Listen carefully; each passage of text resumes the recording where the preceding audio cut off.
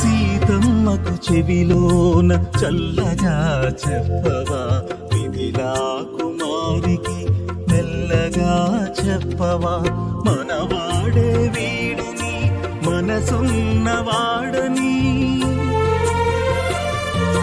మనవాడే వీడని మనసున్నవాడని, అనుమానము వలదని అమ్మతో చెప్పవా,